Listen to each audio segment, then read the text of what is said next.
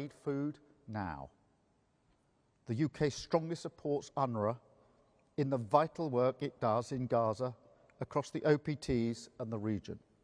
UNRWA must be allowed to continue its life-saving support.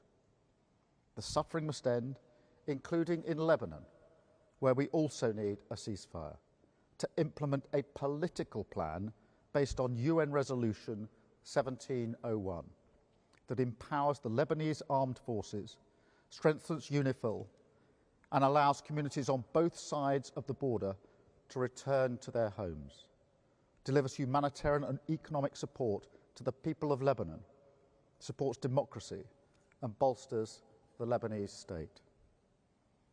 Second, we discussed the war in Ukraine, building on the conversation I had with President Zelensky at Downing Street last week. We remained united in our support for Ukraine. We have always said that it is for the Ukrainian people to decide their own future. So we're clear, together with President Zelensky, that the only acceptable outcome is a sovereign Ukraine and a just peace. We want to see Ukraine thriving and secure, and we'll work together to make that happen. And while the situation is incredibly tough, it is also true that Russia is getting weaker. This war is soaking up 40% of their budget, and last month Russia suffered the highest daily casualty rate so far. So we discussed how to speed up our support for Ukraine, and the UK is delivering. 95% of the equipment that we promised to fast-track in July is now in Ukrainian hands.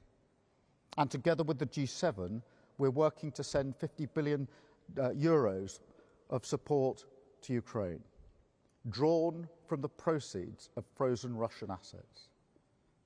So as Ukraine enters a difficult winter, it is important to say we're with you, we're absolutely united in our resolve, and we'll back Ukraine for as long as it takes.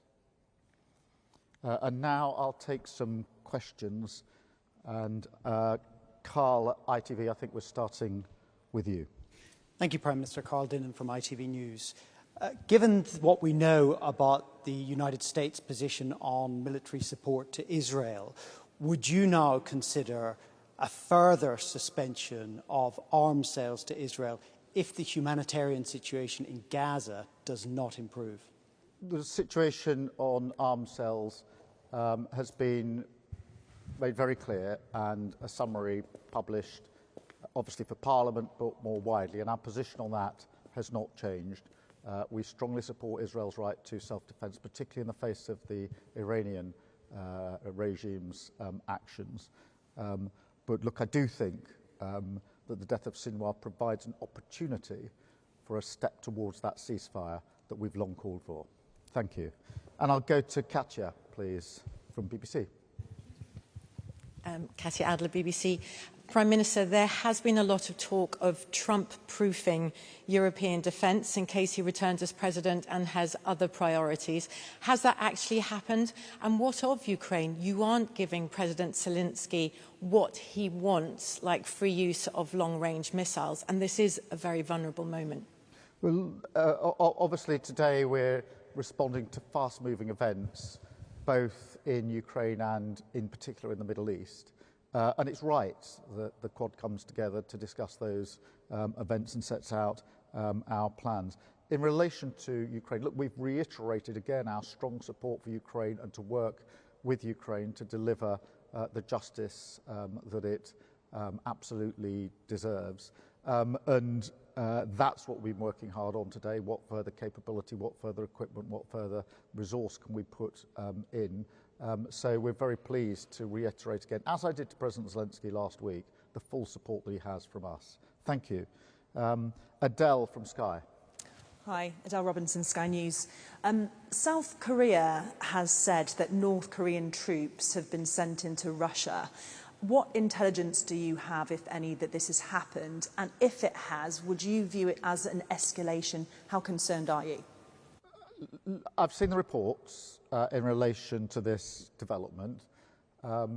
if it's true, then to my mind, it shows a level of desperation in relation to Russia, which goes with the points I made at the end of the short remarks about the situation, if you like, as we enter into, yes, what will be a difficult winter, but with Russia in a difficult position in numbers of casualties, the impact on their own resources. And so I say, if this is true, then to me, it looks more an act of desperation than anything else. Thank you. And I've got Martin from the Daily Mail. Thank you, Prime Minister. Martin Beckford from the Daily Mail. Just on domestic matters, can you really say you are keeping your manifesto pledge not to increase taxes on working people if you raise national insurance for employers and freeze income tax thresholds? And if I may, do you now regret going to those Taylor Swift concerts? Thank you. In relation to our manifesto, we are going to keep our manifesto pledges as we go into that election. I've made that very clear. I'm not going to preempt the individual measures that will be outlined by the Chancellor in due course, but I'm equally clear this is going to be a budget that will fix the foundations and rebuild our country. And I've got James, I think, from the Telegraph. Thank you, Prime Minister. James Rothwell from the Daily Telegraph. Can you tell us, please, why are you considering raising inheritance tax, even though more and more people are being pulled into it every year as it is? Thank you. Well, James, you'll understand that, just under 2 weeks out from a budget, no Prime Minister or Chancellor ever preempts the measures that may or may not be in a budget. I'm afraid you'll just have to wait until the Chancellor lays that out in full. But the structure, if you like, the framework is going to be to fix the foundations and to rebuild our country. Thank you very much.